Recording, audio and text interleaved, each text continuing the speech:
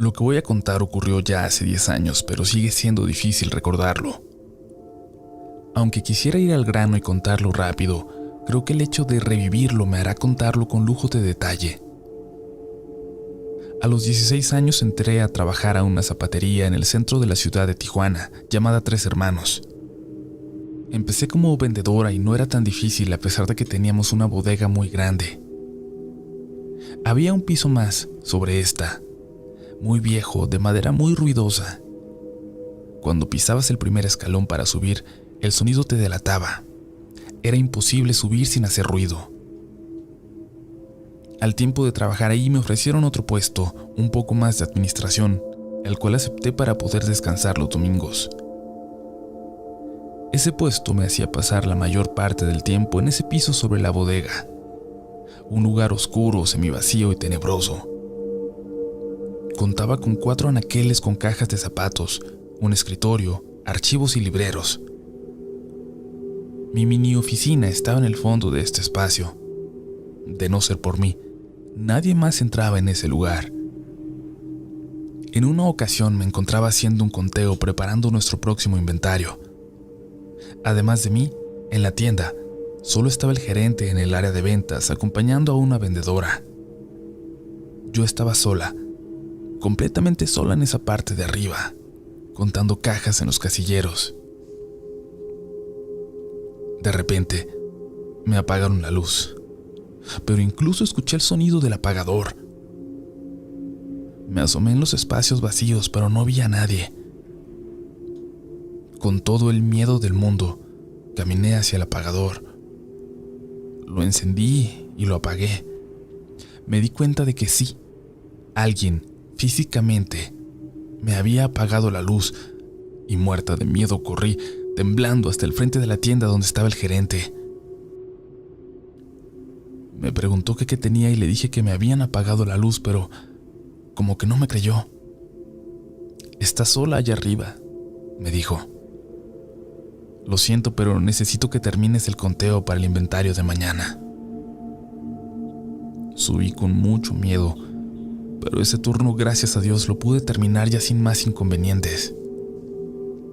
Días después, ya tarde, cuando estaba a punto de terminar mi turno, el gerente me pidió atender a un cliente ya que no estaba mi compañera. Para entonces el lugar ya me ponía más nerviosa. Me había ido enterando de otras trabajadoras que renunciaron al tener experiencias aterradoras, trabajadoras que se fueron jurando que jamás iban a volver. Fui a la bodega a buscar el zapato que me había pedido el cliente. Era un modelo que estaba hasta el fondo. Encontré la caja que buscaba y al dar mi primer paso hacia afuera, alguien, en ese piso viejo de la parte de arriba, también dio un paso en la misma dirección que yo. Caminé y noté que alguien arriba de mí caminaba al mismo tiempo. Me asusté y empecé a correr y los pasos arriba sonaron corriendo al igual que yo. Corrí lo más rápido que podía para salir antes de la bodega y no ver en las escaleras a eso que estaba en el piso de arriba. Ni siquiera pude voltear. A los días llegó una gerente nueva. Venía de otra sucursal y lo primero que hizo al llegar fue preguntar si ahí también nos asustaban. Le dije que sí y le pedí que me acompañara a la bodega. Subimos 4 escalones. Me preguntó que qué se suponía que pasaría. Me preguntó que qué se suponía que iba a pasar y yo le dije que solo esperara. No había prendido la luz y no pasaron más de 10 segundos cuando escuchamos los pasos de alguien que se acercaba hacia nosotras. Salimos corriendo, riéndonos de nervios. A estas alturas ya habíamos aprendido a controlar nuestro miedo. También me enteré que cuando yo entré a trabajar ahí, la chica que había renunciado lo hizo porque vio a una niña parada frente a ella, en ese aterrador piso sobre la bodega.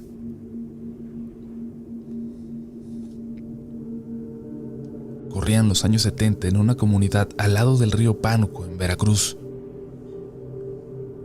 En lo alto de una colina vivía doña Macaria del Ángel, en una palapa de palma y con paredes enjarradas de lodo.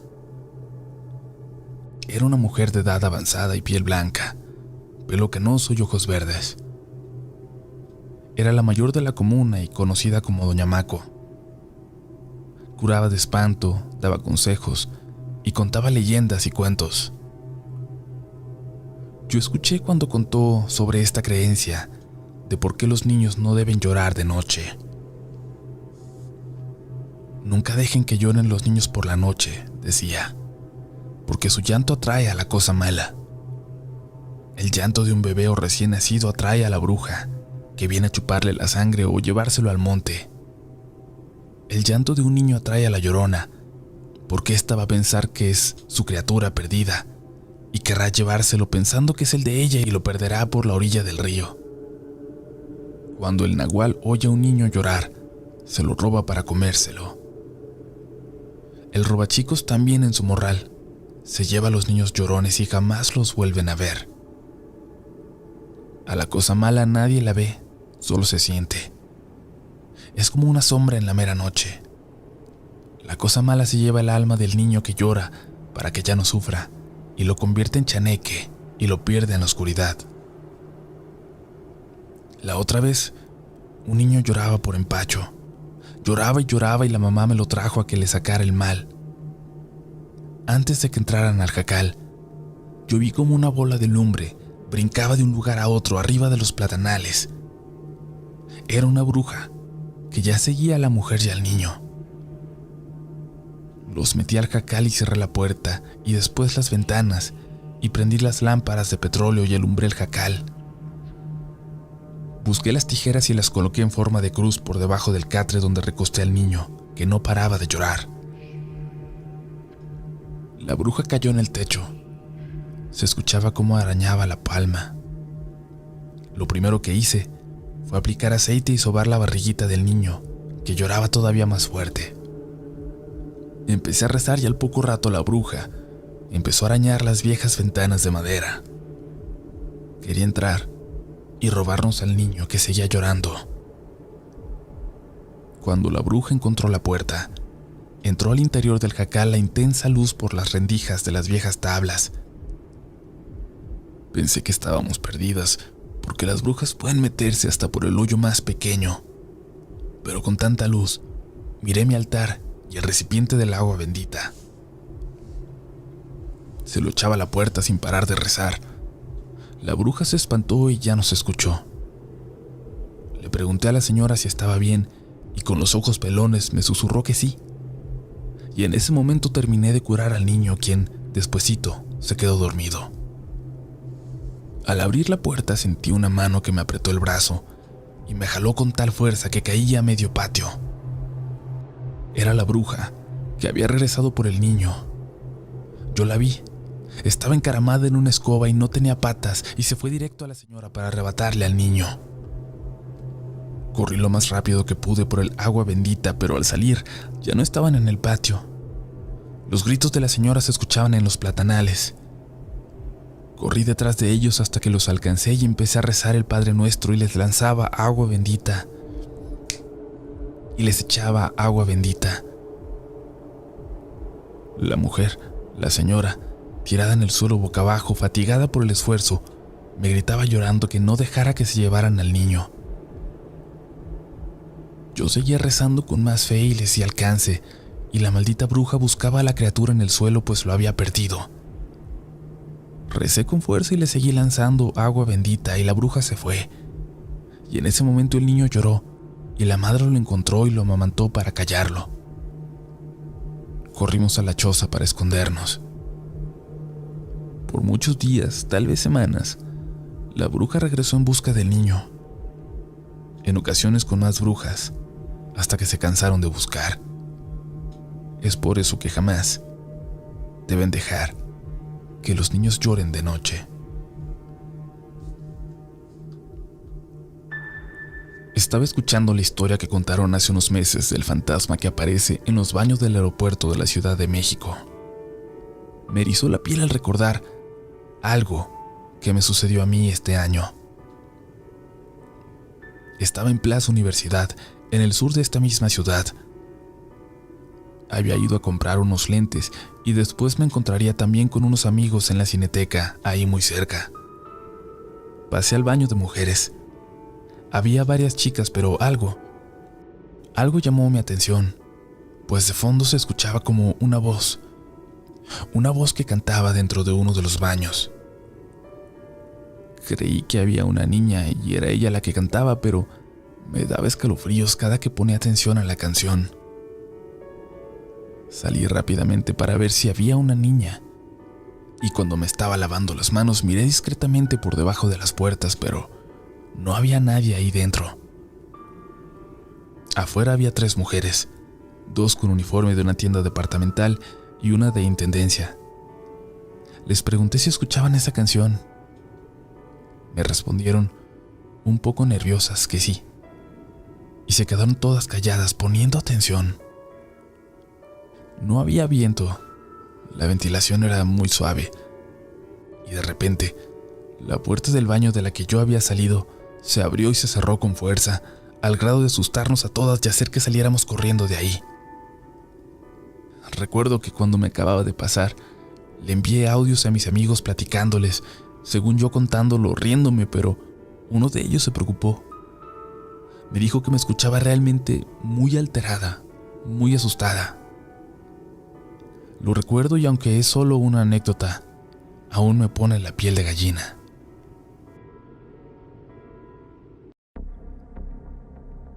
Desde pequeña mi mamá me acostumbró a visitar la enorme variedad de museos que tenemos en la Ciudad de México. A ella en particular le gustaban más los del centro. Mi madre un tiempo estudió arquitectura y antropología, por lo que sabía muchos datos históricos. En fin, un día de hace varios años ya, vimos anunciadas 2 exposiciones muy buenas en el antiguo Colegio de Medicina o antiguo Palacio de la Inquisición. Eran sobre el México prehispánico, con maquetas, y otras sobre los aparatos de tortura de la Inquisición. Decidimos ir y entramos a la primera sala de las maquetas. La verdad, nos entretuvimos bastante en esa porque nos gustaron mucho tantos detalles. Y tanto tiempo estuvimos ahí que al final tuvimos que ir al baño. Estos estaban o están a un lado de la escalera, justo atravesando el patio.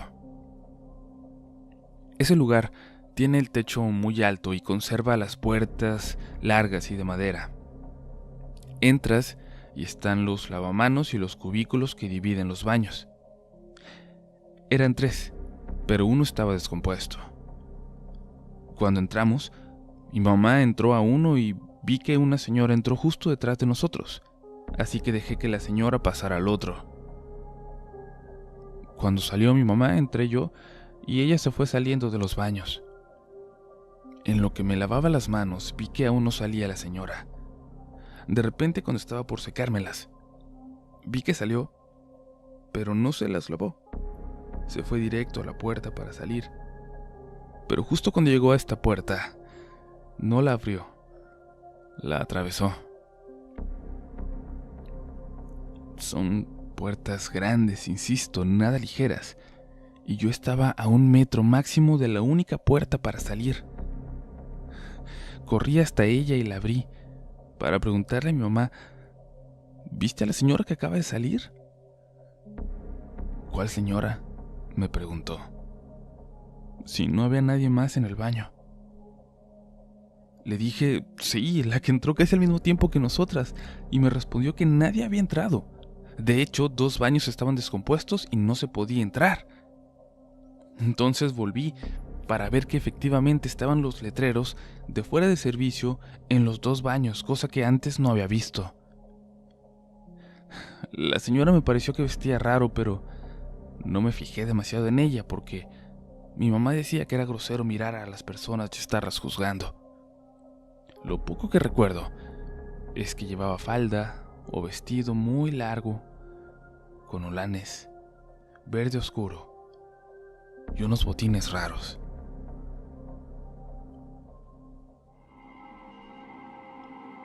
Hola comunidad, les escribo desde Ecuador y les vengo a contar otra anécdota cortita de un conocido que sucedió hace poco.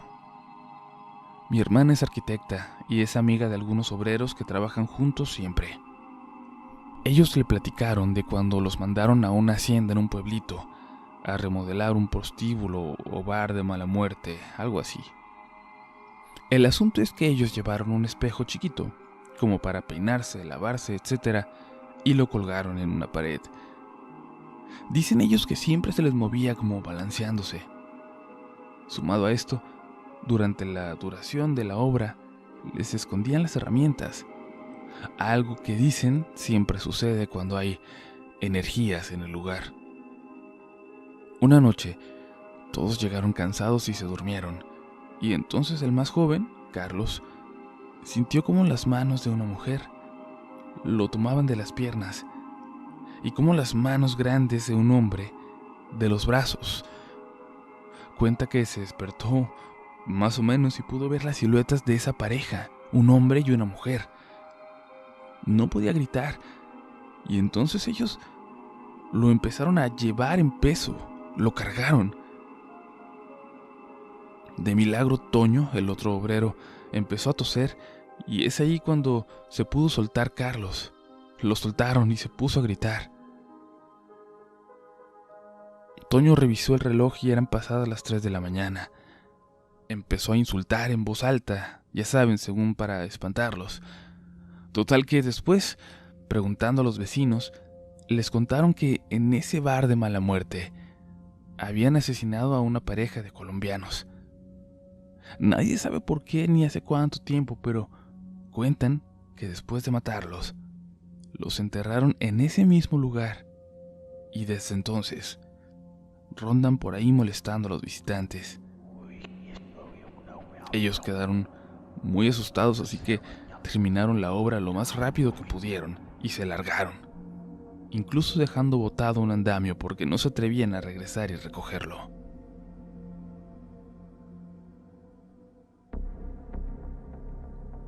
Hace 28 años me invitaron unas amigas a su rancho por El Naranjo, San Luis Potosí. Debido a una confusión no pude irme con ellas, así que más tarde abordé un autobús y me dirigí a ese destino. Yo nunca había estado en ese lugar, así que al llegar me dispuse a encontrar a mis amigas. Sin embargo, ya era de noche y el rancho estaba a oscuras, además de que había una casa cada 200 metros.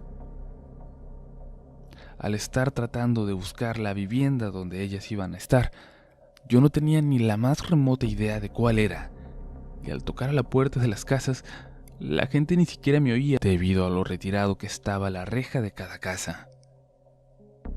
Así que después de estar intentando en plena oscuridad por más de 45 minutos, decidí mejor regresarme.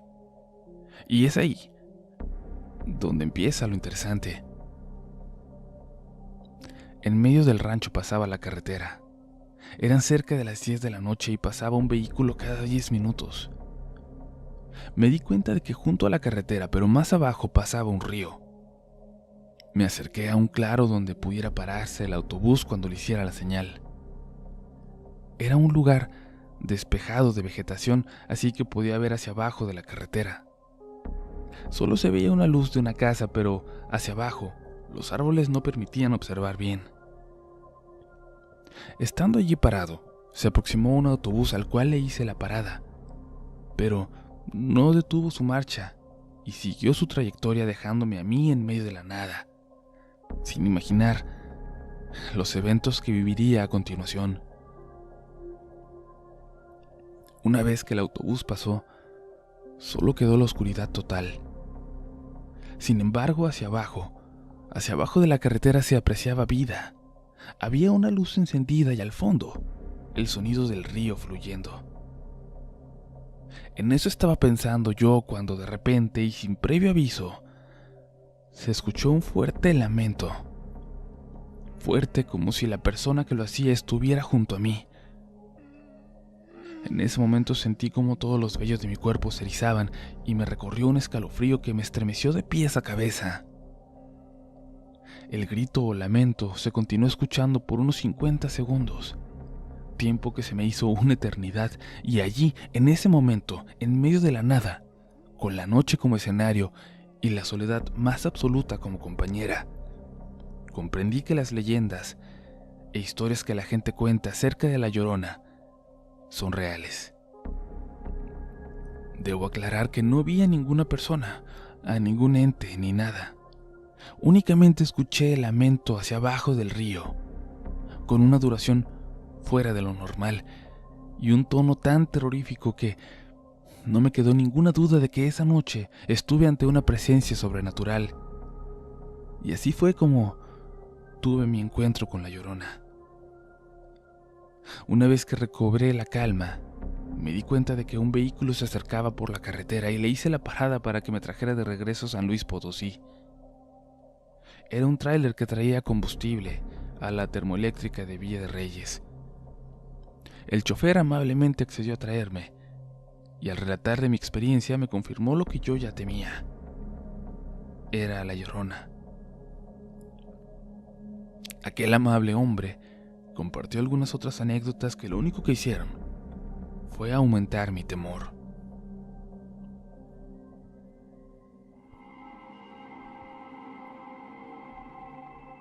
Hola comunidad, hace tiempo quería compartir este relato.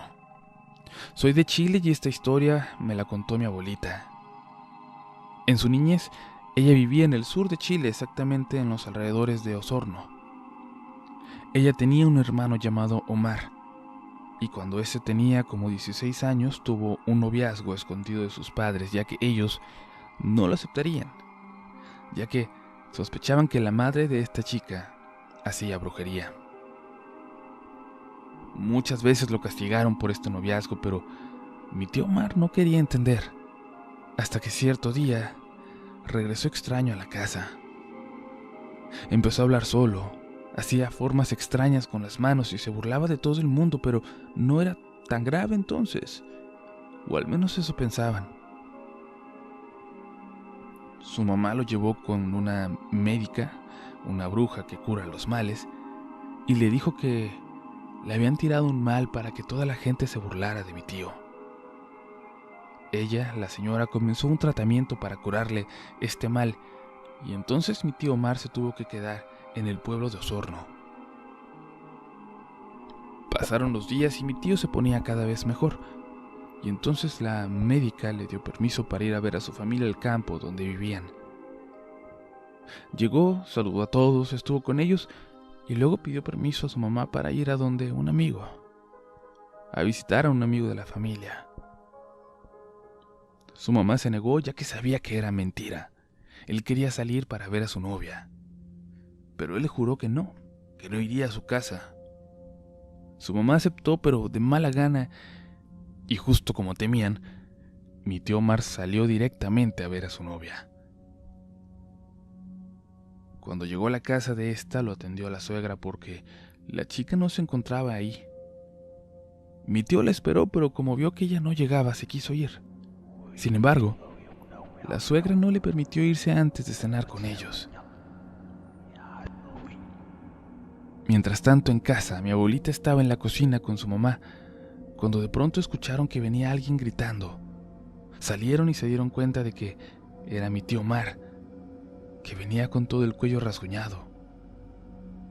Cuando llegó a su lado, gritaba: «¡Sáquenme la culebra del cuello! ¡Sáquenmela!». Su mamá, desesperada, lo llevó dentro de la casa y mi tío comenzó a golpear al aire. Su mamá lo trataba de tranquilizar, pero fue imposible. Mi tío estaba vuelto loco, así que su papá lo amarró con un lazo a la cama hasta el otro día, para tomar el bus lo más pronto posible al pueblo. Se levantaron a las 6 de la mañana para tomarlo, y cuando llegaron, lo llevaron de inmediato con la misma mujer que lo estaba tratando. Y ella, en cuanto lo vio, le dijo a su mamá que lo sentía mucho, pero ya no podía, ella, con el mal que le habían dado. Lo que tenía ahora era algo para matarlo. Mi tío y su mamá salieron de ahí a buscar otro médico, entre comillas. Buscaron y no encontraron a nadie que pudiera curarlo hasta que un familiar les habló de que en un lugar cercano existía cierto espiritista, personas que trabajan con el espíritu para sacar a los males. Cuando por fin lo encontraron, Este le dijo: a su hijo le dieron carne de culebra y al momento de comerla, la culebra volvió a la vida. Comenzó a moverse dentro de él. Pero no se preocupe, yo lo voy a sanar ahora, pero le digo de una vez, su hijo no quedará del todo bien. Cada año le volverá la locura, aunque espero que ya no tan fuerte. Luego de explicarle esto a mi tío, lo sentaron en una silla y cada que le daban sus ataques él ponía las manos sobre su cabeza, pero sin tocarlo, y así lo calmaba. Y ya tranquilo mi tío, el espiritista le dijo: cuéntame, Omar, ¿qué te dieron de comer? Mi tío respondió: me dieron una taza de té, 2 huevos fritos y un pedazo de carne frita. Su sabor era tan asqueroso que yo solo por cortesía me lo comí, y en ese momento sentí algo moverse en mi garganta. El espiritista miró a la mamá y le dijo: esa era la carne de culebra. Puso un lavatorio con agua frente a mi tío, se sentó y le dijo: mírame fijamente, Omar, mírame a los ojos. Y en ese momento el espiritista comenzó a mover las manos como si levantara algo desde el estómago de mi tío hasta el mentón.